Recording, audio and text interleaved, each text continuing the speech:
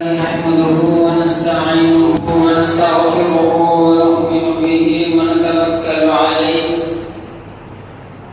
ونعوذ بالله من شرور أنفسنا ومن سيئات أعمالنا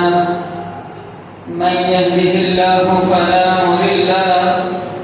ومن يضلل فلا هادي له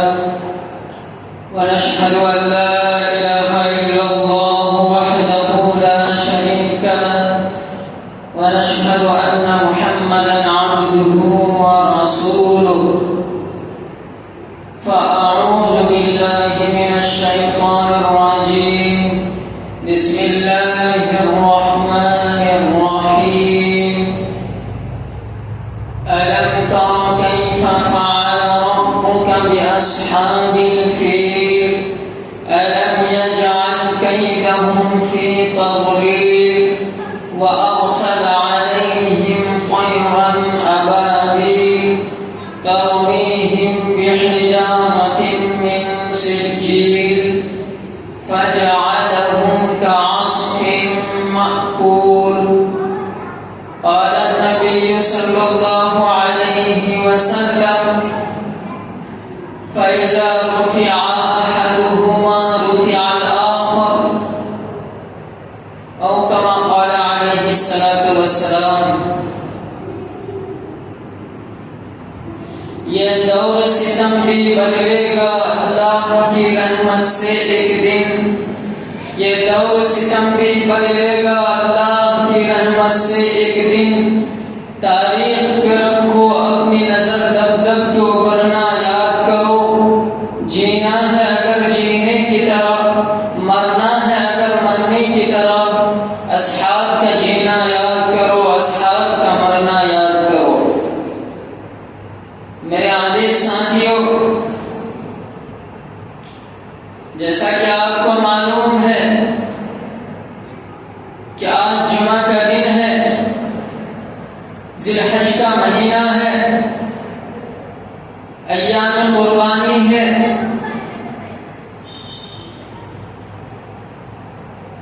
اور حجاج کرام حج کے لیے بیت اللہ شریف کی زیارت کے لیے اللہ کے دربار میں حاضر ہوئے ہیں. وہاں پر اللہ اکبر اللہ اکبر لا الہ الا اللہ اللہ اکبر اللہ اکبر وللہ الحمد کی ورد کر رہے ہیں. میرے عزیز ساتھیوں، اس مقدس دن کی ایک اس اعتبار سے بھی مقدس ہے کہ یہ ایام قربانی میں سے ہے، اور دوسرا اس اعتبار سے ہے کہ یہ تمام دنوں کا سردار یعنی یوم الجمعہ ہے. اس دن کی فضیلت اللہ تبارک و تعالیٰ کے نزدیک بہت ہی زیادہ ہے. لیکن میں اپنے اصل عنوان کی طرف عود کرنا اور لوٹنا مناسب سمجھتا ہوں. میں نے ابھی آپ کے سامنے قرآن کریم کی ایک چھوٹی سی سورت تلاوت کی ہے، جس کا پس منظر، جس کا خلاصہ، جس کے ذیل میں مفسرین کرام بیان فرماتے ہیں کہ ہمارے نبی محمد عربی صلی اللہ علیہ وسلم جب اس روئے زمین پر تشریف نہیں لائے تھے، اس سے 50 روز قبل، اس سے 50 روز پہلے ابراہیم نامی بادشاہ خانہ کعبہ کو، بیت اللہ شریف کو اپنے لشکر کے ساتھ، ہاتھیوں کے قافلے کے ساتھ خانہ کعبہ کو منہدم کرنے کے لیے، خانہ کعبہ کو ڈھانے کے لیے آئے تھے. یہ واقعہ محرم الحرام کے آخر میں پیش آتا ہے. اس کے بعد اس کے 50 روز بعد ہمارا اور آپ کے نبی محمد عربی صلی اللہ علیہ وسلم ماہ ربیع الاول کے اندر تشریف لاتے ہیں. میرے عزیز ساتھیوں، اس سورت کا پس منظر، اس سورت کا خلاصہ یہ ہے کہ ابراہیم نامی بادشاہ وہ نصرانی تھا. وہ ایک اللہ کو چھوڑ کر دوسری چیزوں کی عبادت کیا کرتا تھا. لہذا ان کے بارے میں مفسرین بیان فرماتے ہیں کہ ہیرے اور جواہرات سے ایک خوبصورت کنیسہ کو تعمیر کیا، جس کی لمبائی مفسرین بیان فرماتے ہیں کہ اس کی لمبائی اتنی تھی کہ اگر اس کے اوپر، اس کے چھتوں کے اوپر چڑھ کر کے اگر کوئی انسان نیچے کی طرف دیکھتا تھا تو کوئی چیز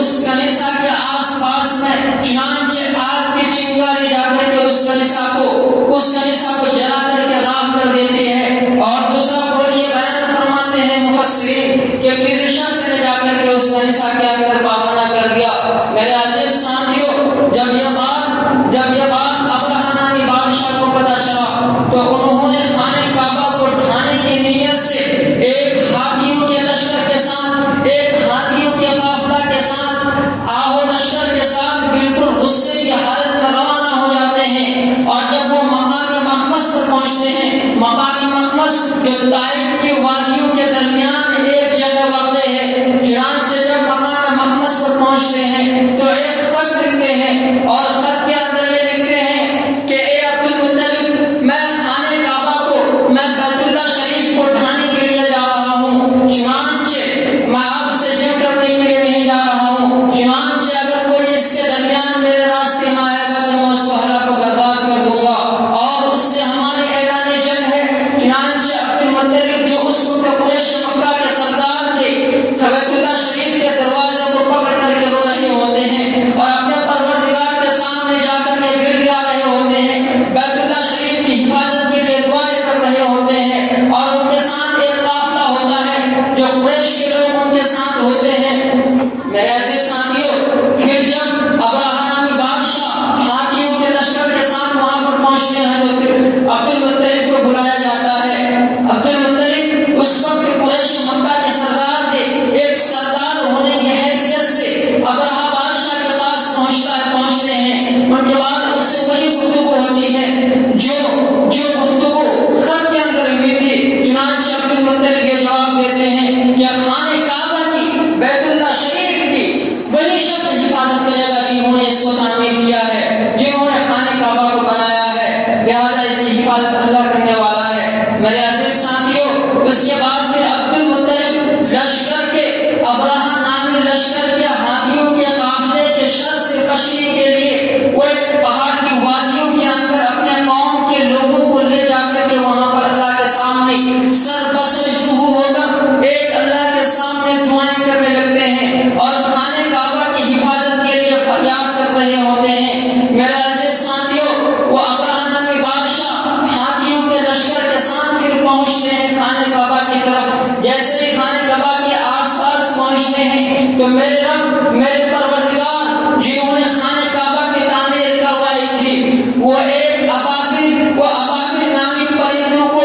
غول کے غول ایک بہت بڑی تعداد میں پرندوں کو بھیجتے ہیں، جن کے بارے میں مفسرین بیان فرماتے ہیں کہ ان کے چونچوں کے اندر اور ان کے پنجوں کے اندر مسحور اور چنے کے دانے کے برابر کنکریاں ہوتی ہیں۔ چنانچہ وہ کنکریاں آسمان سے ایسے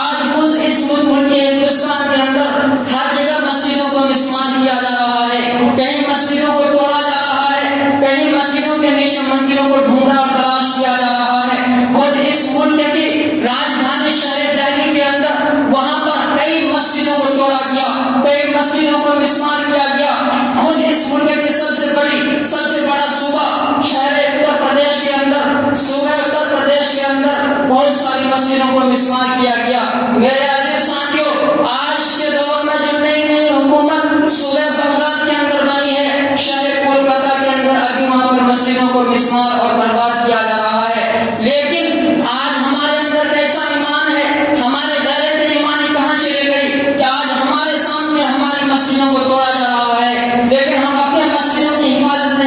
نہیں کر رہے ہیں۔ قرآن تو یہ کہتا ہے کہ انما یعمر مساجد اللہ من آمن باللہ، کہ مسجدوں کی آبادی اس میں ہے کہ انسان اس کو صرف تعمیر کرنا مسجدوں کی آبادی نہیں ہے، بلکہ انسانوں کے چہل پہل سے، انسانوں کے اللہ کے بندوں کی عبادتوں سے ہی مسجد آباد ہوتی ہے۔ آج ہمارے محلے کی مسجدوں کے اندر فجر کی اذان ہوتی رہی، ہم اپنے اپنے نرم بستروں کے اندر سوتے رہے، ہماری مسجدوں کی محلے کی مسجدوں سے اذان ہوتی رہی، ہم سینما ہالوں کے اندر بیٹھے رہے، آج ہماری مسجدوں کے اندر اذان ہوتی رہی، ہم چائے کی دکانوں کے اندر بیٹھے رہے، ہم مارکیٹ کے اندر بیٹھے رہے، آج ہماری مسجدوں کے اندر اذان ہوتی رہی، ہم موبائل چلانے کے اندر اور گیم کھیلنے کے اندر مصروف ہوتے رہے۔ میرے عزیز ساتھیوں، ہم نے اپنی مسجدوں کو اپنے ہاتھوں سے قتل کیا، ہم نے اپنی مسجدوں کو اپنے ہاتھوں سے کھایا، ہم اپنے مسجدوں کی منبر کی حفاظت نہیں کر سکے، ہم اپنی مسجدوں کے محراب کی حفاظت نہیں کر سکے۔ نعوذ باللہ، ہماری مسجد کے محراب کے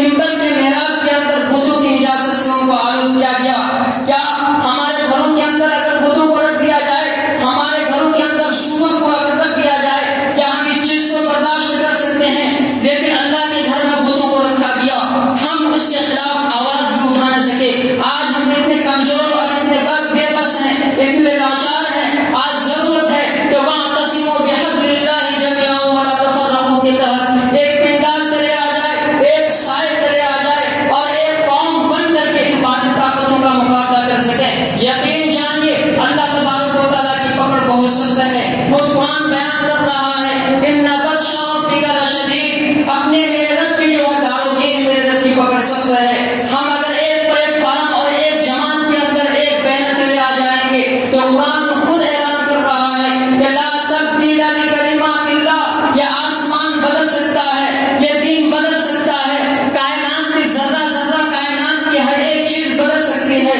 لیکن اگر کوئی چیز بدلنے والی نہیں ہے تو اللہ کا کلام بدلنے والا نہیں ہے، اللہ کا قانون بدلنے والا نہیں ہے، اللہ کا فیصلہ بدلنے والا نہیں ہے۔ چنانچہ آج سے 1450 سال پہلے ہمارے اور آپ کے نبی محمد عربی صلی اللہ علیہ وسلم پر اللہ تبارک و تعالیٰ نے آخری آیت اليوم اکملت لکم دینکم واتممت علیکم نعمتی ورضیت لکم الاسلام دینا، آخری آیت نازل کر کے یہ بتا دیا کہ ہم نے تمہارے اوپر دین کو مکمل کر دیا۔ آج کوئی مسلمانوں کے مذہبی معاملات میں، شریعت کے معاملات میں کوئی مداخلت کرنے کی کوشش کر رہا ہے، کوئی ٹرپل طلاق کا قانون لے کر کے آ رہا ہے، کوئی مسلمانوں کو حجاب کے اندر حجاب پہننے سے پردہ کرنے سے روک رہا ہے۔ آج سے 1450 سال پہلے کیا ہمارے اور آپ کے نبی پر اترنے والے قرآن کے اندر یہ بیان نہیں کیا گیا قل للمؤمنین یغضوا من ابصارہم ویحفظوا فروجہم، اور دوسری جگہ بیان فرمایا قل للمؤمنات یغضضن من ابصارہن ویحفظن فروجہن ولا یبدین زینتہن۔ اگر کوئی انسان مسلمانوں کی ماؤں اور بہنوں کے سروں سے دوپٹہ کو اتارنے کی کوشش کر رہا ہے تو ان کو یہ معلوم ہونا چاہیے کہ ہمارے اور آپ کے نبی محمد عربی صلی اللہ علیہ وسلم نے آج سے 1450 سال پہلے کائنات کے ہر ایک انسانوں کو اور قیامت تک کے آنے والے انسانوں کے لیے ایک ہی میسج اور ایک ہی پیغام دے دیا۔ میرے عزیز ساتھیوں، ضرورت ہے کہ اپنے غیرت ایمانی کو جوش کے اندر لائیں، اپنے غیرت ایمانی کے اندر ایمان کی طاقت کو مضبوط کریں اور ایمان کی چنگاریوں سے اپنے آپ کو مضبوط کریں اور اللہ کے گھر کو آباد کریں۔ اگر ہم آپ اللہ کے گھر کو آباد نہیں کریں گے تو وہ دن بھی دور نہیں ہے کہ ہم مسجدوں میں آنے کی کوشش کریں گے، لیکن ہمیں مسجدوں میں آنے سے روکا جائے گا۔ اور بہت جگہ یہ بات دیکھی جا رہی ہے، روز بروز سوشل میڈیا کے ذریعے ہمارے اور آپ کے کانوں میں یہ خبر گردش کر رہی ہے، موصول ہو رہی ہے کہ بہت جگہ مسجدوں کو بند کر دیا گیا، مسجدوں کے اندر تالے لگا دیے گئے۔ میرے عزیز ساتھیوں، آج ہم اس مجمع کے اندر اور اس مسجد کے اندر ایک آواز میں اور اپنے دلوں کے اندر یہ پختہ عہد کر کے جائیں کہ ہم انشاءاللہ مرتے دم تک نماز کی پابندی کریں گے اور اللہ کے گھر کو آباد کریں گے۔ جو